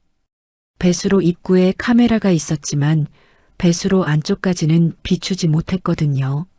배수로 안으로 들어가면 카메라에서 벗어날 수 있었습니다. 해가 졌어요. 시우가 학진을 업을 준비를 했습니다. 학진이 침대에서 일어나 앉았어요. 몸에 힘은 없었지만 눈빛은 살아있었습니다. 시우가 학진의 팔을 자기 어깨에 걸었어요. 그때 할머니가 시우를 불렀습니다. 벽 쪽에서 뭔가를 가져왔어요. 아들의 낡은 작업 장갑이었습니다. 시우가 터널 잔해에 들어갈 때 꼈던 바로 그 장갑이었어요. 콘크리트 가루로 하얗게 변해 있던 장갑을 할머니가 빨아서 말려놓은 거였습니다. 가죽이 달아 있었지만 깨끗했어요. 이거 내 아빠 거야. 이거 끼고 가. 할머니의 목소리가 떨렸어요. 눈가가 붉었습니다. 시우를 보내고 싶지 않은 게 온몸에서 느껴졌어요. 하지만 막지는 않았습니다. 이걸 해야 아들의 진실이 밝혀진다는 걸 알고 있었거든요. 시우가 장갑을 받아 두 손에 꼈어요. 아버지의 손보다 작은 손이었습니다. 장갑이 헐렁했지만 꽉 쥐면 빠지지 않았어요. 밤 11시였습니다. 시우가 학진을 업고 배수로를 통해 빠져나갔어요. 배수로 안은 무릎까지 오는 물이 흐르고 있었습니다. 생활하수가 섞인 물이라 악취가 올라왔어요. 코를 찌르는 냄새에 속이 울렁거렸지만 참았습니다. 학진이 기침을 하려다 입을 틀어막았어요. 소리를 내면 안 됐거든요. 배수로 위쪽으로 카메라의 빨간 불빛이 보였습니다. 저 카메라의 사각지대에 있는 거였어요. 시우가 아버지의 장갑을 낀 손으로 학진의 등을 잡고 배수로를 따라 이동했습니다. 배수로를 빠져나와 뒷산으로 올라갔어요. 20분 산길을 학진을 업고 걸었습니다. 3월 밤바람이 차가웠어요. 시우는 점퍼를 학진에게 줘서 반팔 차림이었습니다. 팔뚝에 소름이 돋았어요. 중간에 돌부리에 걸려 넘어졌습니다. 터널에서 찢어진 무릎 상처가 다시 벌어졌어요. 바지에 피가 배어나왔습니다. 학진이 등에서 말했어요. 내려놔 내가 걸을게. 학진이 시우의 등에서 내려 걸어보려 했습니다. 한 발짝, 두 발짝, 다리가 후들후들 떨리더니 세 발짝 만에 무릎이 꺾이며 주저앉았어요. 74살 노인의 다리로는 산길을 걸을 수가 없었습니다. 시우가 다시 학진 앞에 등을 돌리고 쪼그려 앉았어요. 할아버지 조금만요. 조금만 더요. 엄마를 병원에 데려갈 때 했던 말이었습니다. 어머니의 몸이 안 좋아져서 택시비가 없을 때 시우가 어머니를 업고 병원까지 걸었어요. 그때도 이렇게 말했죠. 엄마 조금만, 조금만 더. 같은 말을 다른 사람에게 하고 있었습니다. 학진이 시우의 등에 다시 엎였어요. 학진의 눈가가 젖어 있었지만 어둠 속이라 시우는 보지 못했습니다. 할머니가 폐지 창고에 혼자 남았어요. 내일 아침 차비서가 올 수도 있었습니다. 할머니가 창고를 정리하기 시작했어요. 학진이 누웠던 침대 시트를 벗겼습니다. 피 묻은 거즈와 소독솜을 비닐에 넣어 폐지 더미 맨 밑에 숨겼어요. 소독약 냄새가 배지 않도록 창문을 열고 환기했습니다. 싱크대 및 구급상자도 원래 위치로 밀어 넣었어요. 물컵을 닫고 의자를 제자리에 놓고 침대 위를 정돈했습니다. 누가 와서 봐도 환자가 있었던 흔적이 없어야 했어요. 원수를 위해 증거를 인멸하고 있었습니다. 할머니가 걸레를 들고 있던 손을 멈추고 벽에 아들 사진을 바라보았어요. 동수야, 엄마가 왜 이러고 있는 건지 모르겠다. 내 원수 숨겨주고 있으면서 내 손자를 위험에 보내고 있어. 눈물이 흘렀어요. 하지만 닿지 않았습니다. 걸레를 쥔 손이 축 늘어졌어요. 근데 시우 말이 맞을지도 모르겠어. 내가 죽은 게 사고가 아닐지도 모르겠어. 그 아들이 터널을 부실하게 만든 거라면, 안전벨트를 살 돈도 빼돌린 거라면, 동수야, 너를 죽인 건 저 회장이 아니라 저 회장의 아들일 수도 있어. 할머니의 목소리가 갈라졌어요. 3년 동안 회장을 원수로 여기며 살았는데 진짜 원수가 따로 있을 수도 있다는 거였습니다. 그 진실을 밝히려면 이 노인을 살려야 했어요. 원수라고 믿었던 사람을 살려야 진짜 원수를 잡을 수 있었습니다. 할머니가 이를 악물고 다시 정리를 계속했어요. 마지막으로 할머니가 낡은 휴대폰을 꺼내 확인했습니다. 터널 붕괴 당일 새벽에 찍어둔 사진이 저장되어 있었어요. 시우가 먼지 속에서 노인을 업고 터널 밖으로 나오는 장면이었습니다. 가까이에서 찍어서 학진의 얼굴이 선명하게 보였어요. 세단 번호판도 찍혀 있었습니다. 시우의 손에 커터칼이 들려 있는 것까지 보였어요.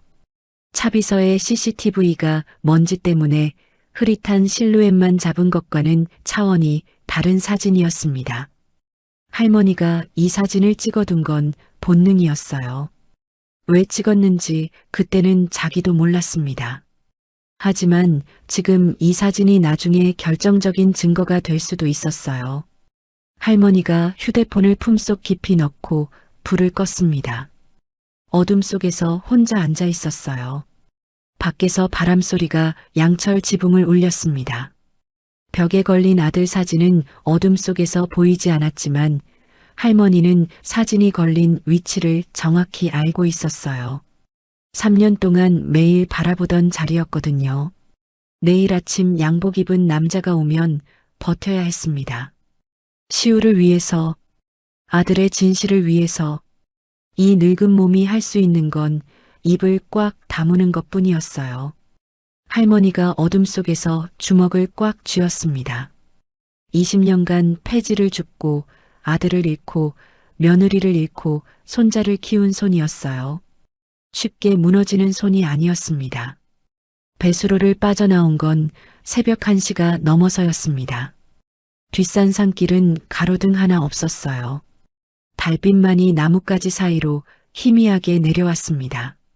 시우가 학진을 바위 옆에 앉혔어요. 학진의 이마에 식은 땀이 맺혀 있었습니다. 입술이 파랗게 질려 있었어요. 배수로 물에 젖은 바지가 차가운 바람에 얼어붙고 있었습니다. 시우가 입고 있던 점퍼를 벗어 학진에게 덮어주었어요. 시우는 반팔 차림이 되었습니다. 3월 새벽 산바람이 맨살을 때렸어요. 이가 딱딱 부딪혔습니다. 팔뚝에 소름이 돋고 손가락 끝이 저려왔어요. 아버지의 작업 장갑을 낀 손만이 유일하게 따뜻한 부분이었습니다. 시우가 장갑 안에서 손가락을 오므렸어요.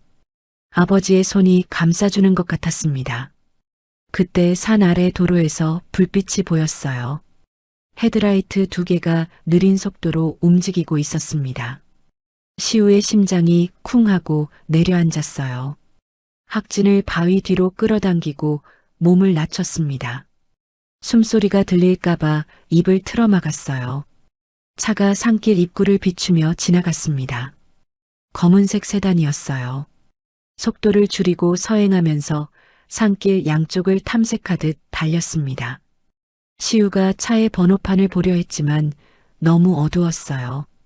차비서의 차인지는 확인할 수 없었습니다. 하지만 이 시간에 이 산길을 저속도로 달리는 차가 일반 차량일 리 없었어요. 15초였습니다. 차가 시야에서 사라지기까지 걸린 시간이요. 그 15초가 1시간처럼 느껴졌어요. 시우의 등에 땀이 흘렀습니다. 추위와 공포가 동시에 몸을 흔들고 있었어요. 차가 완전히 사라진 뒤에도 시우는 3분을 더 기다렸습니다. 돌아올 수 있었거든요. 3분이 지나고 나서야 바위 뒤에서 고개를 내밀었어요. 도로에 불빛이 없었습니다. 시우가 학진에게 속삭였어요. 수색하고 있어요. 여기도 오래 못 있어요. 학진의 얼굴이 어둠 속에서 창백하게 보였습니다. 볼이 꺼지고 광대뼈가 드러나 있었어요. 나흘 전보다 눈이 더 움푹 들어가 있었습니다. 배수로를 지나오면서 체력이 바닥난 게 얼굴에 그대로 드러났어요. 입술을 달싹거렸지만 말이 나오지 않았습니다. 시우가 학진의 손을 잡았어요. 손이 얼음장이었습니다. 30분쯤 지났을까요? 산 반대편에서 낡은 트럭의 헤드라이트가 산길을 비추었습니다. 시우가 다시 몸을 낮추려 했어요. 그런데 트럭이 전조등을 3번 깜빡였습니다. 학진이 시우의 팔을 잡았어요. 해수야. 학진의 목소리에 힘이 들어갔습니다. 처음으로 안도하는 표정이었어요. 트럭이 멈추고 한 사람이 내렸습니다. 50대 중반의 남자였어요. 배달용 조끼를 입고 있었습니다. 조끼 등에 퀵서비스 로고가 붙어 있었어요. 정혜수, 학진의 30년 충신 전무였습니다. 6개월 전 해고된 뒤 배달 아르바이트로 생계를 이어가고 있었어요. 혜수가 산길을 올라와 학진의 얼굴을 보았습니다. 그 순간 무릎이 꺾이듯 주저앉았어요. 두 손이 땅을 짚었습니다. 어깨가 떨리기 시작했어요. 회장님, 목소리가 갈라져 나왔습니다. 30년을 매일 보던 얼굴이었어요. 아침마다 커피를 가져다 주고 일정을 보고하고 퇴근길에 인사를 나누던 사람이었습니다. 그 얼굴이 볼이 꺼지고 광대뼈가 드러나고 입술이 갈라져 있었어요. 해수의 코끝이 시큰해지더니 눈가가 젖어들었습니다. 고개를 들 수가 없었어요. 학진이 해수의 어깨를 잡았습니다. 해수야, 고생했다. 단 2마디였어요. 하지만 해수의 어깨가 더 크게 떨렸습니다. 30년을 함께 했는데 어느 날 갑자기 잘리고 배달을 뛰면서도 이 사람이 걱정되어 혼자 뒤를 파던 사람이었어요. 해수가 학진을 트럭에 태우고 시우도 조수석에 올렸습니다. 트럭이 산길을 빠져나가 외진 산골로 들어갔어요. 20분쯤 달렸을까요? 인적 없는 곳에 낡은 창고가 하나 있었습니다. 농기구 보관용으로 쓰다 버려진 곳이었어요. 지붕이 슬레이트였고 벽에 이끼가 끼어 있었지만 비바람은 막을 수 있었습니다. 밤에 불을 켜도 밖에서 보이지 않는 곳이었어요. 가장 가까운 민가까지 3km가 넘었거든요. 해수가 트럭 짐칸에서 라면, 박스와 생수와 담요를 꺼냈습니다. 휴대용 버너에 냄비를 올리고 라면을 끓이기 시작했어요. 보글보글 소리가 창고 안을 채웠습니다. 라면 냄새가 퍼지자 시우의 배에서 소리가 났어요. 마지막으로 먹은 게 어제 점심 삼각김밥이었거든요. 셋이 냄비를 가운데 놓고 둘러앉았습니다. 학진이 라면을 한 젓가락 먹고 잠시 멈추었어요. 내 인생에서 트럭 짐칸에서 라면 먹어보는 건 처음이야. 시우가 웃었습니다. 동맹이 시작되고 처음으로 웃었어요. 입꼬리가 올라가는 게 어색할 만큼 오랜만이었습니다. 해수도 코끝을 훔치며 웃었어요. 학진의 입가에도 미세한 웃음이 번졌습니다. 냄비에서 김이 모락모락 올라왔어요. 창고 안이라면 국물 냄새로 따뜻해졌습니다. 세 사람 사이에 잠깐이지만 평화로운 공기가 흘렀어요. 라면을 다 먹은 뒤 학진이 터널 안에서의 기억을 꺼냈습니다. 지금까지 한 번도 하지 않았던 이야기였어요. 폭음이 나고 차가 뒤집혔어. 천장이 떨어지는 소리밖에 안 들렸어. 안전벨트가 목을 조르는데 손이 안 닿았어. 물이 차올랐어. 아무도 안 올 줄 알았어. 그러다 누군가 벨트를 잘랐어. 그게 이 아이였어. 학진이 시우를 바라보았어요. 시우가 라면 국물을 마시다 말고 고개를 들었습니다. 학진의 눈이 젖어 있었어요. 시우가 잠시 침묵하다가 입을 열었습니다. 라면 국물이 담긴 냄비를 내려놓으며 말했어요. 나는 엄마 숨소리 멈췄을 때가 제일 무서웠어요. 옆에 앉아서 손을 잡고 있었는데 숨소리가 점점 느려지다가 멈췄어요. 아무것도 못했어요. 트럭 안이 조용해졌습니다. 라면 냄비에서 김이 올라오고 있었어요. 터널 속의 어둠과 임종 곁의 어둠. 장소는 달랐지만 그 안에서 느꼈을 외로움은 같은 것이었습니다. 아무도 안 올 줄 알았다는 것. 아무것도 못했다는 것. 74살 노인과 12살 소년이 각자의 어둠 속에서 같은 공포를 겪었던 거였어요. 학진이 시우의 머리를 한번 쓸어주었습니다. 아무 말 없이요. 손이 떨렸지만 시우의 머리카락 위에서 천천히 움직였어요. 시우가 고개를 숙였습니다. 눈이 뜨거워졌지만 참았어요. 잠시 뒤 혜수가 결정적인 정보를 꺼냈습니다. 품속에서 접힌 종이를 펼쳤어요. 한진건설 본사 건물 도면이었습니다. 회장님 본사 지하 2층 금고에 다 있습니다. 승재가 터널 시공업체에 보낸 돈 내역. 부실 시공 지시 통화 녹음. 위조된 침해 감정서 원본. 횡령 장부. 제가 30년 일하면서 금고 위치는 알지만 비밀번호를 모릅니다. 학진이 눈을 감았어요. 잠시 생각하더니 입을 열었습니다. 비밀번호는 6자리야. 423. 나머지 2자리는 6이야. 시우가 물었어요. 무슨 숫자예요? 학진이 대답했습니다. 마누라 생일이야. 4월 23일. 6은 결혼기념일 월이야. 6월. 세상에서 내가 제일 미안한 사람이야. 회사 키운다고 곁에 못 있어줬어. 학진의 목소리가 낮게 가라앉았어요. 아내 이야기를 꺼내자 눈가가 붉어졌습니다. 시우가 그 숫자를 종이에 적었어요. 42,306. 누군가의 생일과 결혼기념일이 금고의 열쇠였습니다. 혜수가 도면을 펼쳐 설명을 시작했어요. 건물 뒤편 화물 반입구에서 환기 덕트를 타면 지하 금고까지 갈 수 있다고 했습니다. 총 거리 약 40m, 꺾이는 구간이 2곳, 수직으로 내려가는 구간이 1곳. 혜수가 연필로 경로를 그리며 말했어요. 문제는 덕트 폭이 40cm입니다. 성인은 어깨가 안 들어갑니다.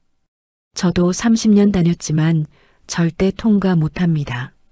셋의 시선이 동시에 시우에게 향했습니다. 12살 마른 체구의 소년.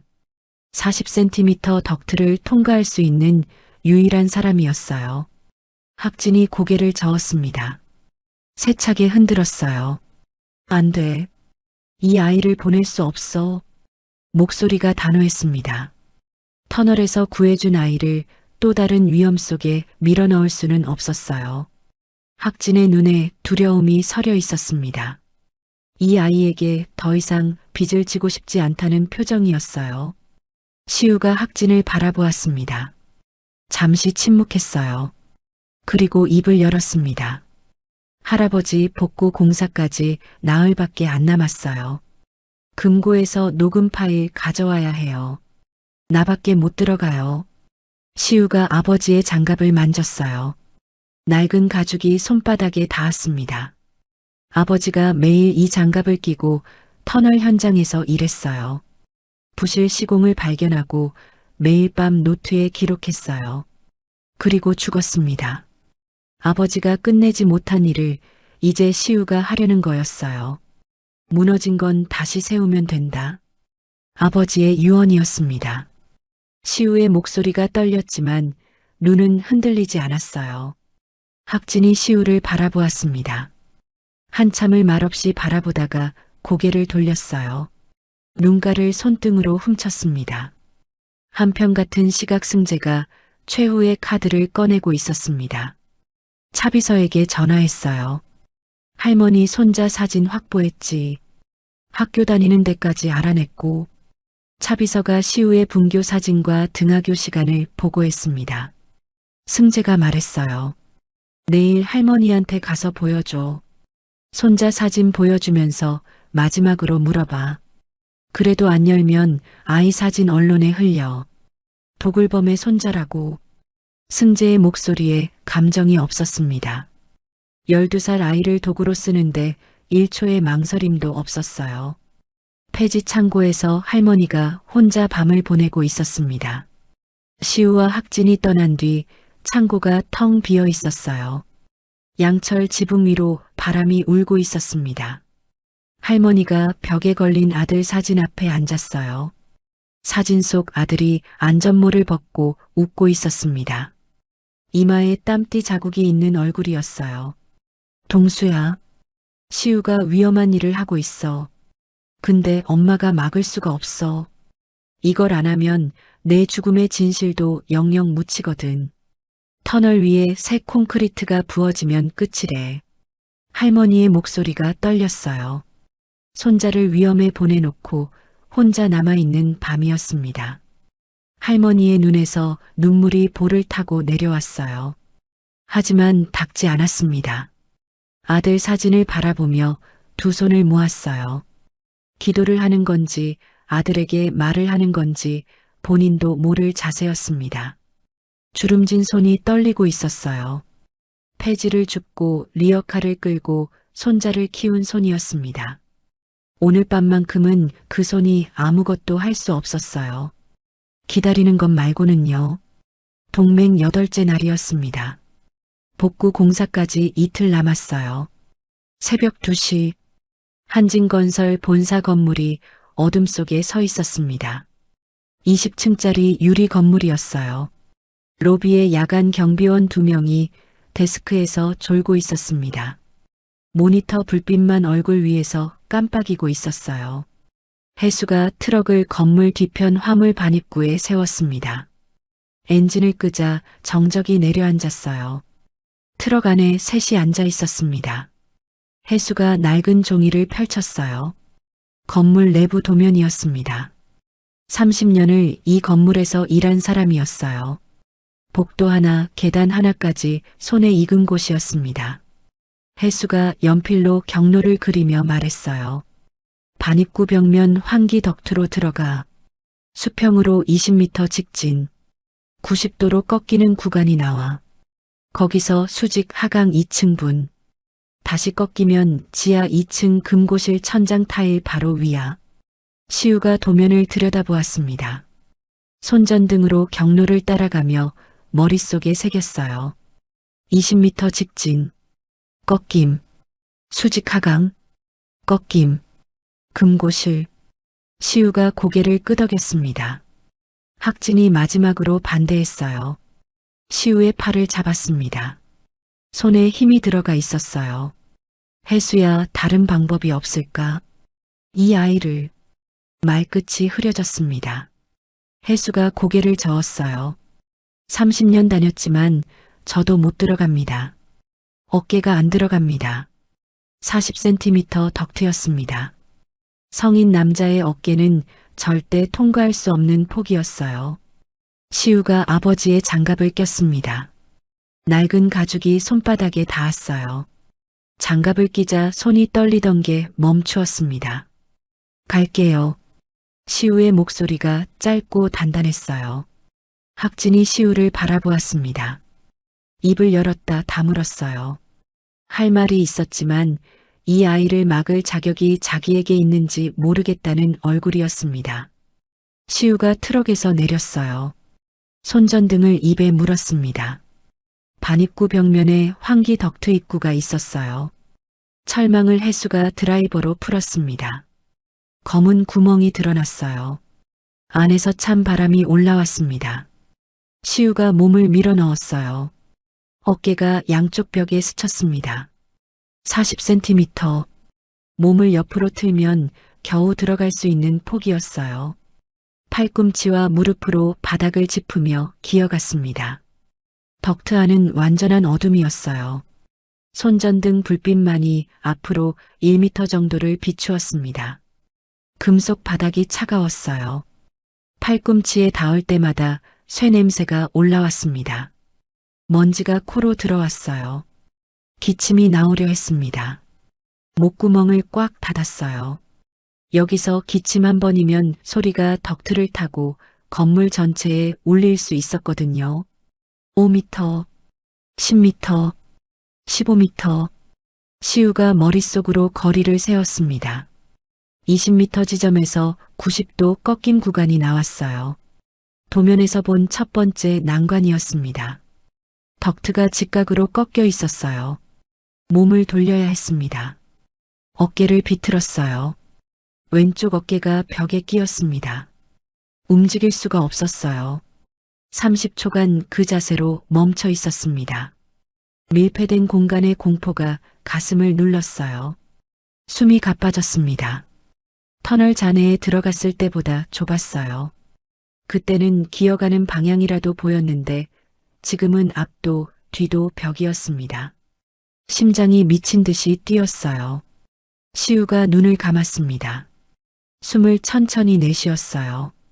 하나, 둘, 셋. 아버지가 가르쳐준 방법이었습니다. 무서울 때는 숫자를 세라고 했어요. 숫자는 거짓말을 안 하니까. 넷, 다섯. 심장이 조금 가라앉았습니다. 시우가 점퍼를 벗었어요. 가방만 아는 채 몸을 최대한 납작하게 만들었습니다. 오른쪽 어깨를 먼저 밀어넣고 몸을 비틀었어요. 벽에 긁히는 소리가 났습니다. 어깨가 빠져나왔어요. 통과했습니다. 다음은 수직 하강 구간이었어요. 덕트가 아래로 수직으로 떨어지는 곳이었습니다. 2층 높이, 약 6m. 양팔로 벽을 짚으며 천천히 내려가야 했어요. 미끄러지면 6m를 그대로 떨어지는 거였습니다. 시우가 양팔을 벌려 덕트 양쪽 벽을 짚었어요. 발을 한쪽 벽에 대고 등을 반대쪽 벽에 기댔습니다. 조금씩 내려갔어요. 팔 근육이 떨렸습니다. 손바닥이 벽에 쓸려 뜨거워졌어요. 아버지의 장갑이 없었으면 손가죽이 벗겨졌을 거였습니다. 한층, 발이 미끄러졌어요. 심장이 멈추는 것 같았습니다. 장갑 낀 손이 벽을 움켜잡았어요. 겨우 버텼습니다. 2층, 바닥이 보였어요. 발이 닿았습니다. 두 번째 꺾임을 지나자 천장 타일이 보였어요. 금고실 바로 위였습니다. 시우가 타일을 조심스럽게 들어 올렸어요. 손가락 끝으로 밀어 1cm만 벌렸습니다. 아래를 내려다보았어요. 선반이 보였습니다. 금고실이었어요. 사람은 없었습니다. 타일을 완전히 들어 올리고 선반 위로 내려왔어요. 선반이 삐걱거렸습니다. 시우가 멈추고 10초를 기다렸어요. 귀를 세웠습니다. 아무 소리도 없었어요. 내려왔습니다. 금고가 벽면에 박혀 있었어요. 스테인리스 재질의 숫자 패드가 붙어 있었습니다. 시우가 주머니에서 종이를 꺼냈어요. 42,306. 학진이 불러준 숫자. 아내의 생일과 결혼기념일. 손가락이 떨렸습니다. 한 번에 맞춰야 했어요. 틀리면 경보가 울렸거든요. 시우가 숨을 한 번 크게 들이쉬었습니다. 장갑을 벗고 맨손으로 패드를 눌렀어요. 0. 삐 소리가 났습니다. 4. 삐. 2. 삐. 3.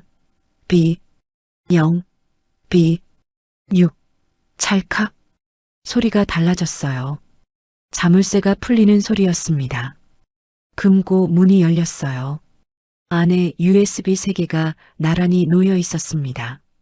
서류 파일 두 묶음이 그 옆에 있었어요. 현금 다발이 한쪽에 쌓여 있었습니다. 시우가 USB 3개와 서류 파일을 가방에 넣었어요. 현금은 건드리지 않았습니다. 남의 돈은 가져가면 안 된다고 엄마가 가르쳐 줬거든요.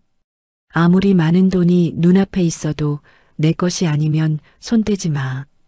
편의점 삼각김밥으로 끼니를 때우면서도 엄마의 그 말은 지키고 있었어요. 가방 지퍼를 닫고 선반으로 올라서려는 순간이었습니다. 발이 미끄러졌어요. 손에 들고 있던 서류 파일 하나가 바닥에 떨어졌습니다. 찰칵 소리가 금고실 벽에 부딪혀 울렸어요. 시우의 심장이 멈추는 것 같았습니다. 온몸이 얼어붙었어요. 위층에서 발소리가 들렸습니다. 쿵, 쿵, 쿵. 점점 가까워지고 있었어요. 무전기에서 소리가 새어나왔습니다. 지하 2층 금고실 확인해. 시우가 바닥에 서류를 집어 가방에 쑤셔 넣었어요. 필사적으로 선반을 타고 올라갔습니다. 천장 타일을 밀어 올리고 덕트에 몸을 밀어 넣었어요. 타일을 제자리에 놓아야 했습니다. 손이 미끄러져 타일이 비뚤어졌어요. 시간이 없었습니다. 대충 맞추고 몸을 안쪽으로 끌어 넣었어요. 금고실 문이 열렸습니다.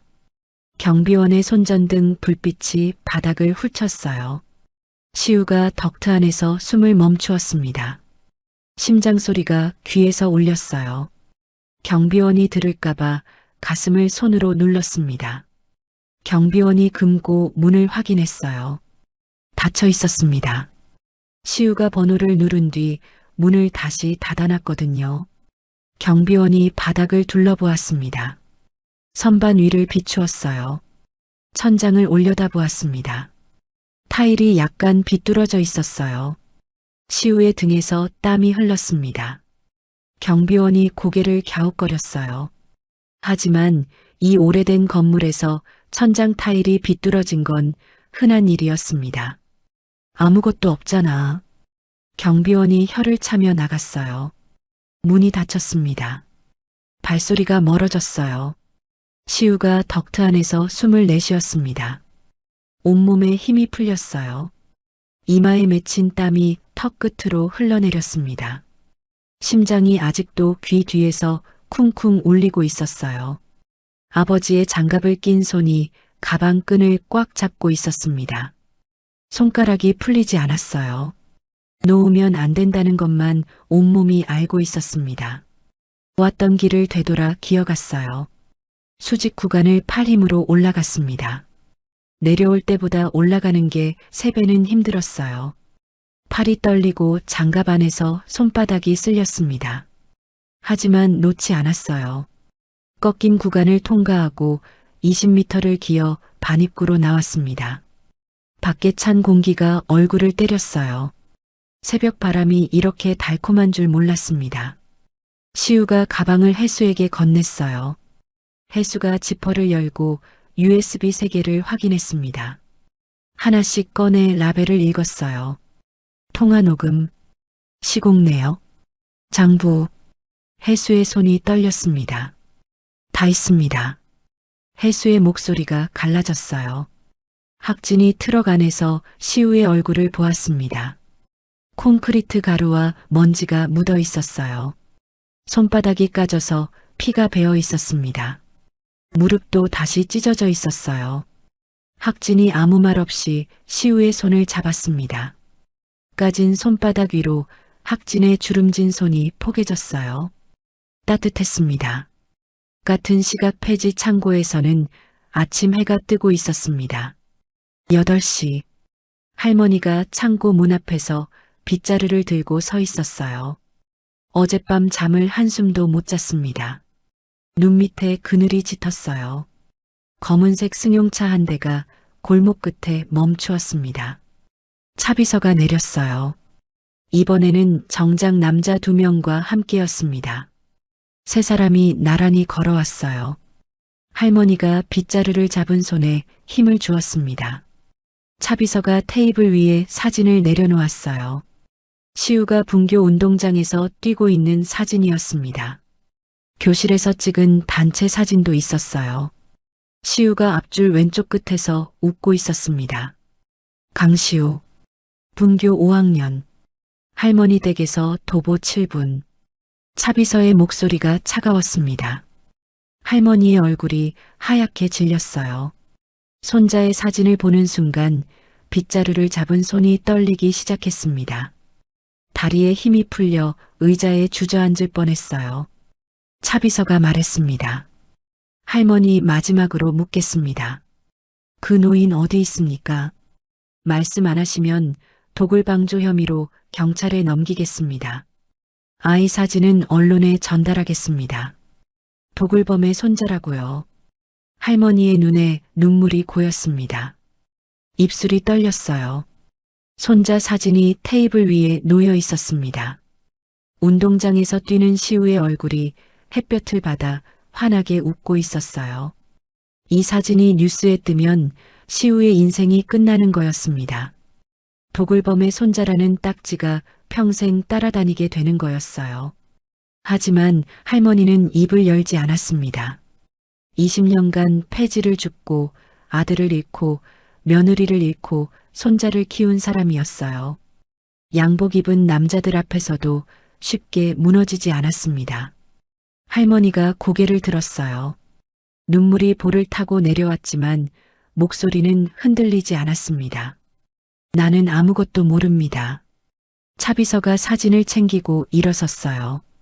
정장 남자 2명이 따라 일어났습니다. 알겠습니다.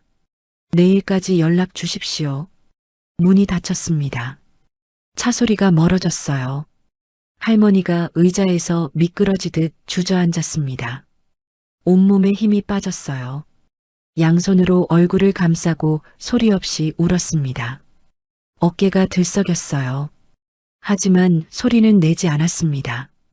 소리를 내면 무너질 것 같았거든요. 할머니가 품속에서 낡은 휴대폰을 꺼냈어요.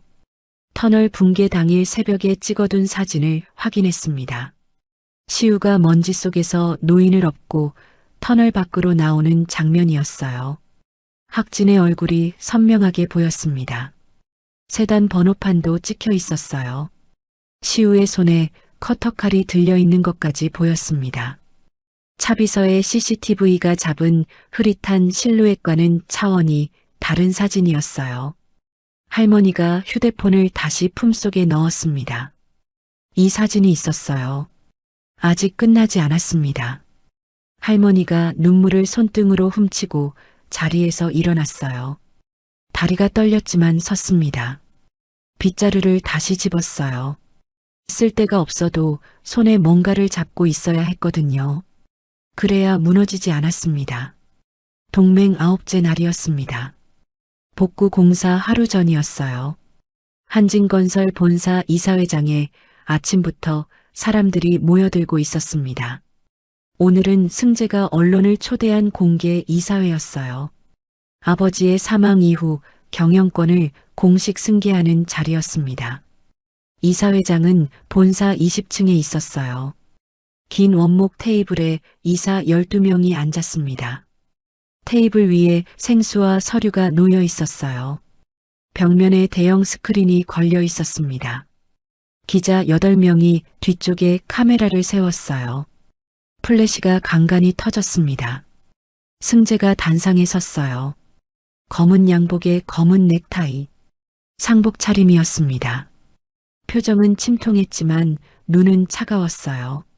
마이크를 잡고 입을 열었습니다. 아버지의 갑작스러운 사고 이후 회사가 흔들렸습니다. 오늘 경영권을 공식 승계하고 아버지의 안전 경영 뜻을 반드시 이어가겠습니다. 안전 경영이라는 말이 나올 때 승재의 입꼬리가 미세하게 올라갔어요. 아무도 눈치채지 못할 정도였지만 카메라는 잡았을 수도 있었습니다. 승재가 테이블 위에 위임장을 펼쳤어요. 만년필 뚜껑을 열었습니다. 펜 끝이 서명란 위로 내려가고 있었어요. 바로 그 순간이었습니다. 이사회장 뒷문이 열렸어요. 모든 고개가 동시에 돌아갔습니다. 혜수가 휠체어를 밀고 들어왔어요. 휠체어에 학진이 앉아 있었습니다. 볼이 꺼지고 입술이 갈라져 있었어요. 광대뼈가 드러나 있었고 눈 밑에 그늘이 짙었습니다. 하지만 눈은 살아 있었어요. 등이 곧게 세워져 있었습니다. 74살 노인의 몸은 망가져 있었지만 눈빛만은 30년 전 한진건설을 세웠을 때 그대로였어요. 나는 아직 죽지 않았다. 학진의 목소리가 갈라져 있었습니다. 하지만 한 글자 한 글자가 마이크 없이도 이사회장 끝까지 닿았어요. 벽에 부딪혀 울렸습니다. 3초간 아무도 움직이지 않았어요. 숨소리조차 들리지 않았습니다. 정적이 이사회장을 채웠어요. 이사 한 명이 의자에서 벌떡 일어섰습니다. 회 회장님. 목소리가 떨렸어요. 다른 이사들도 하나둘 일어섰습니다. 의자 끌리는 소리가 연쇄적으로 났어요. 카메라 플래시가 폭발적으로 터졌습니다. 기자들이 카메라를 돌렸어요. 셔터 소리가 기관총처럼 울렸습니다. 죽었다고 발표된 사람이 살아서 나타난 거였어요. 승재의 펜이 공중에서 멈추었습니다. 서명란에 닿기 직전이었어요. 펜을 잡은 손가락이 미세하게 떨리기 시작했습니다. 하지만 3초 만에 표정을 추슬렀어요. 턱을 당기고 눈을 가늘게 뜨고 마이크를 잡았습니다. 아버지는 중증 치매 환자입니다. 현재 의사결정 능력이 없으시며 누군가 아버지를 이용해 회사를 혼란에 빠뜨리려 하고 있습니다. 승재의 목소리가 침착했어요. 준비된 대응이었습니다. 아버지가 살아 돌아올 가능성을 이미 계산해 넣고 있었던 거였어요. 치매 감정서라는 방패가 있었거든요. 그때 연문이 열렸습니다. 시우가 들어왔어요. 폐지 줍던 옷차림이었습니다. 낡은 운동화에 무릎이 찢어진 바지, 손에 USB를 들고 있었어요. 이사회장의 대리석 바닥에 운동화 소리가 울렸습니다. 이사들의 시선이 시우에게 쏠렸어요. 12살 아이가 왜 여기에 있는 건지 모두가 당혹스러운 얼굴이었습니다. 혜수가 노트북을 프로젝터에 연결했어요. USB를 꽂았습니다. 스크린이 켜졌어요. 첫 번째 파일이 열렸습니다. 수면제 처방 기록이었어요. 승재 명의로 같은 병원에서 1년간 반복 처방된 내역이 스크린에 떴습니다. 처방 날짜를 학진의 건강 악화 시기와 나란히 놓자 정확히 일치했어요. 처방이 시작된 달부터 학진의 치매 증상이 나타나기 시작한 거였습니다. 이사들의 얼굴이 하나둘 굳어갔어요. 두 번째 파일이었습니다. 통화 녹음이 스피커에서 울려 퍼졌어요. 승재의 목소리가 이사회장을 채웠습니다. 터널 감사 전에 끝내. 붕괴로 처리해. 아버지가 시찰하는 시간에 맞춰. 잔해로 전부 덮어야 해. 녹음 속 승재의 목소리는 차갑고 명확했어요. 한 글자도 모호하지 않았습니다. 아버지를 터널에 묻으라는 지시였어요. 이사회장에 있는 승재의 얼굴이 하얗게 변했습니다. 입술이 바짝 말라 있었어요. 펜을 잡은 손이 떨리고 있었지만 내려놓지는 않았습니다. 세 번째 파일이 스크린에 펼쳐졌어요.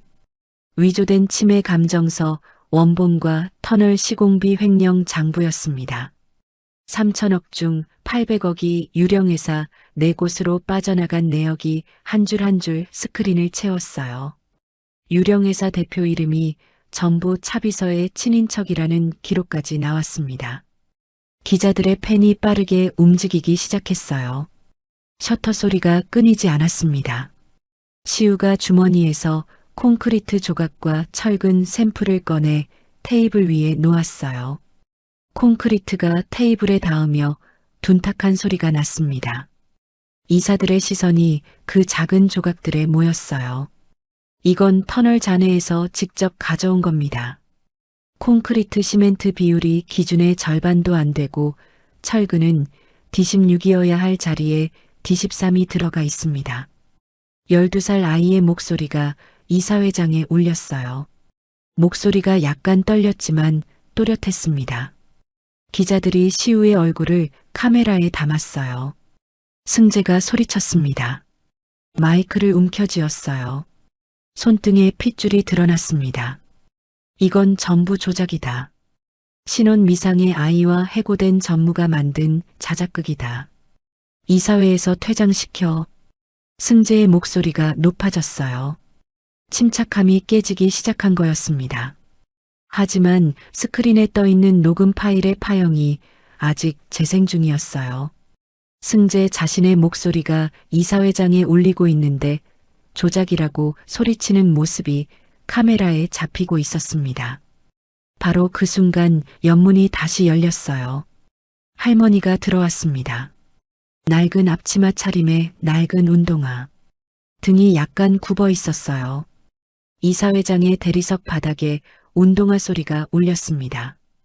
양복 입은 이사들 사이로 폐지 줍는 할머니가 걸어 들어오는 모습에 기자들의 카메라가 일제히 돌아갔어요. 할머니가 품속에서 낡은 휴대폰을 꺼냈습니다. 혜수가 휴대폰을 프로젝터에 연결했어요. 스크린에 사진이 떴습니다. 터널 붕괴 직후 새벽이었어요. 먼지가 자욱한 터널 입구에서 시우가 피투성이 노인을 업고 나오는 장면이었습니다. 학진의 얼굴이 선명하게 보였어요. 뒤집힌 세단 번호판이 찍혀 있었습니다. 시우의 손에 커터칼이 들려 있었어요. 차비서의 CCTV가 먼지 때문에 흐릿한 실루엣만 잡은 것과는 차원이 다른 사진이었습니다. 도굴범이 아니라 구출이었다는 증거였어요. 할머니가 마이크 없이 말했습니다. 목소리가 갈라져 있었지만 또렷했어요. 이사회장 전체에 들렸습니다. 이 아이가 아니었으면 이 어른은 내가 만든 터널에 묻혀 죽었어. 나는 폐지 창고에서 3년을 살았어. 내 아들도 이 터널에서 죽었어. 내 아들 이름은 강동수야. 할머니의 눈에 눈물이 고여 있었어요. 하지만 목소리는 흔들리지 않았습니다. 3년간 품어왔던 말이었어요. 3년간 벽에 걸린 아들 사진 앞에서 삼킨 말이었습니다. 그 말이 이사회장에서 터져나온 거였어요. 승재가 차비서에게 소리쳤습니다. 저 여자를 끌어내. 로비에서 차비서 측 인원이 접근했어요. 그때 혜수가 미리 연락해둔 변호사가 뛰어들어왔습니다. 후견인 지정 절차가 진행 중인 아동입니다. 손대면 불법 체포로 고소합니다. 변호사의 목소리가 단호했어요. 차비서 측 인원이 멈추었습니다. 이사회장 문이 열리고 경찰이 진입했어요. 수사관 4명이 일렬로 들어왔습니다. 승재의 양팔을 잡았어요. 오승재 씨 살인미수 및 살인교사 부실 시공 횡령 혐의로 긴급 체포합니다. 수갑이 채워지는 소리가 이사회장에 울렸어요. 승재의 얼굴이 일그러졌습니다. 복도에서 차비서도 체포되었어요. 수사관이 USB의 추가 파일을 확인하며 말했습니다. 부회장님, 터널 부실 시공 관련 3년 전 현장 노동자 강동수 씨 추락 사건도 이 장부에 포함되어 있습니다. 안전장비 구매비가 횡행 항목에 들어 있습니다. 안전벨트가 현장에 지급되지 않은 것으로 확인됩니다. 재수사하겠습니다. 시우가 아버지 이름을 들었어요. 강동수, 안전벨트를 살 돈을 빼돌렸다. 그래서 아버지가 안전벨트 없이 비계에서 일하다 떨어져 죽었습니다. 그래서 어머니가 소송을 하다가 몸이 망가져 죽었어요. 그래서 시우가 학교를 그만두고 폐지를 주었습니다. 그래서 새벽 5시 30분에 터널 앞에 있었어요. 모든 것이 연결되었습니다. 시우가 아무 말도 못했어요. 입이 벌어졌다가 다물어졌습니다. 턱이 떨렸어요. 주먹을 꽉 쥐었습니다. 아버지의 장갑 안에서 손톱이 손바닥을 파고들었어요. 울지 않았습니다. 엄마가 마지막에 말했거든요. 시우야, 울지 마. 우는 건 다 끝나고 해. 학진이 휠체어에서 시우를 바라보았어요. 두 사람의 눈이 마주쳤습니다. 학진의 눈에 눈물이 고여 있었어요. 자기 회사에서 이 아이의 아버지가 죽었습니다. 안전벨트 쌀 돈을 빼돌린 게 자기 아들이었어요. 그 아이가 터널에서 자기를 업고 나왔습니다. 학진의 입술이 떨렸어요. 미안하다는 말로는 부족했고 고맙다는 말로는 가벼웠습니다. 그래서 눈물만 흘렸어요. 할머니가 이 장면을 보고 있었습니다. 3년간 품어왔던 분노가 이 순간 방향을 바꾸었어요. 아들을 죽인 건 이 회장이 아니라 이 회장의 아들이었습니다. 안전벨트를 살 돈을 빼돌린 그 아들, 터널을 무너뜨린 그 아들. 할머니의 입술이 떨렸어요. 눈물이 볼을 타고 내려왔습니다. 3챕터에서 멱살을 잡았던 그 손이 지금은 힘없이 내려와 있었어요. 할머니가 속으로 말했습니다. 동수야, 이제 알겠다. 진짜 원수가 누구였는지 이제 알겠다. 6개월 뒤였습니다. 승재는 살인미수 살인교사 부실 시공 횡령 산재 은폐 혐의로 재판을 받았어요. 징역 20년이 선고되었습니다. 판결문이 읽히는 동안 승재는 고개를 숙이고 있었어요. 법정을 나서는 승재의 뒷모습에 카메라 플래시가 터졌습니다. 검은 양복 차림은 6개월 전 이사회장에서와 같았지만 수갑이 채워져 있었어요. 차비서는 공모 및 협박 혐의로 징역 8년을 선고받았습니다. 위조된 치매 감정서를 발급한 병원장은 허위 감정서 발급으로 징역 5년이었어요. 승재가 만들어 놓은 시스템이 하나씩 무너지고 있었습니다. 터널 복구 공사가 이루어졌어요. 이번에는 기준대로 시공했습니다. 콘크리트 배합 비율이 정상이었어요. 철근 규격도 D16이 들어갔습니다. 학진이 직접 현장에 나와 확인했어요. 휠체어에 앉아 콘크리트가 부어지는 걸 지켜보았습니다. 3년 전 아들이 빼돌린 돈이 만든 터널 위에 새 터널이 세워지고 있었어요. 학진의 눈가가 붉어졌지만 고개를 돌리지 않았습니다. 끝까지 지켜보았어요. 터널 부실 시공으로 인한 산재 피해자 5가구에 대한 재수사가 시작되었습니다. 시우 아버지 강동수의 추락사가 본인 과실에서 사용자 과실로 변경되었어요. 안전벨트 미지급이 입증된 거였습니다. 3년 전 할머니가 소송했을 때는 증거가 없어서 기각되었어요. 하지만 이번에는 횡령 장부에 안전장비 구매비가 빼돌려진 내역이 명확하게 적혀 있었습니다. 한진건설로부터 공식 사과와 배상이 이루어졌어요. 학진이 기자회견을 열었습니다. 본사 로비에 기자들이 모였어요. 카메라가 줄지어 서 있었습니다. 학진이 단상에 섰어요. 지팡이를 짚고 있었지만 등은 곧게 세워져 있었습니다. 제 아들이 저지른 일에 대해 그리고 제가 몰랐던 현장의 비극에 대해 깊이 사과드립니다. 학진이 카메라 앞에서 허리를 깊이 숙였어요. 90도로 꺾었습니다. 10초간 고개를 들지 않았어요. 카메라 셔터 소리가 끊이지 않았습니다. 학진의 어깨가 미세하게 떨리고 있었어요. 10초가 지나고 고개를 들었을 때 눈가가 젖어 있었습니다. 학진이 시우 아버지 이름으로 재단을 설립했어요. 강동수 재단. 산재 피해자 가족을 지원하는 재단이었습니다. 재단 이름을 발표하는 순간 학진의 목소리가 떨렸어요. 강동수. 그 이름을 입에 올리자 3년 전 폐지 창고에서 시우가 보여줬던 간병 노트가 떠올랐습니다.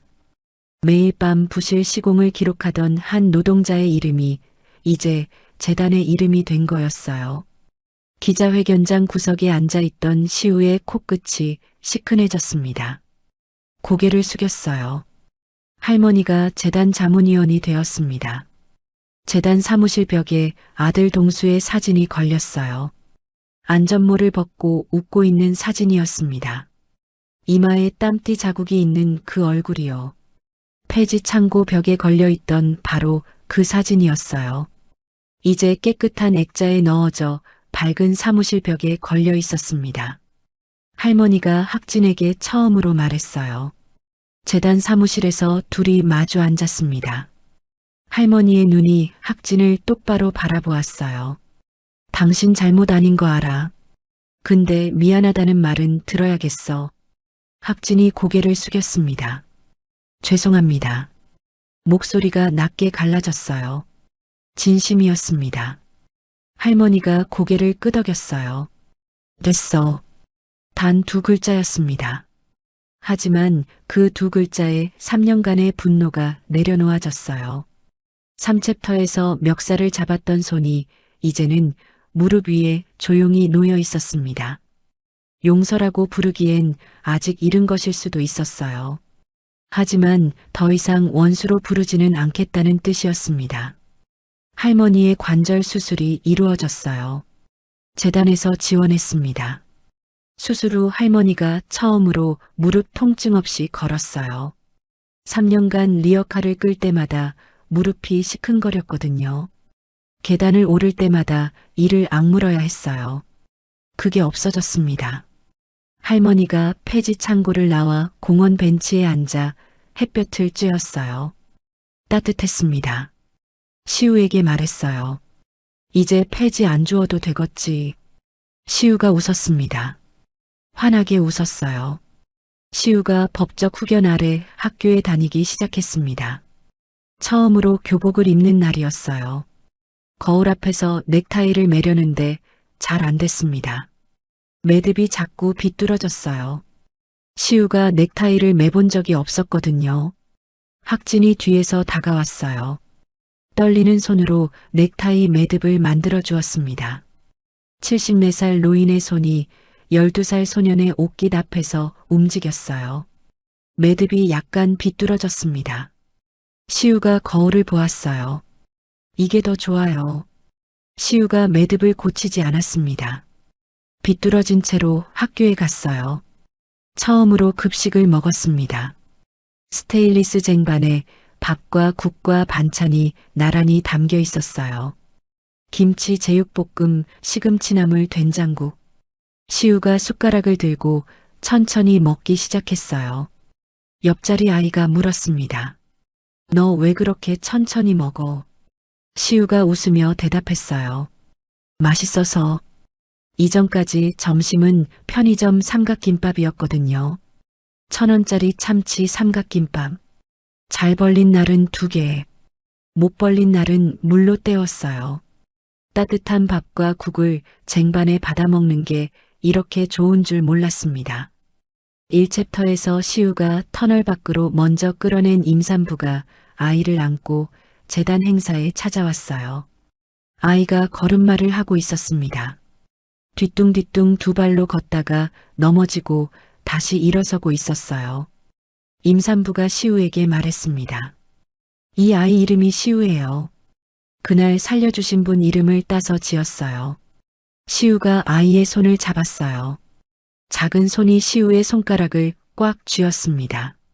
아이가 시우를 올려다보며 웃었어요.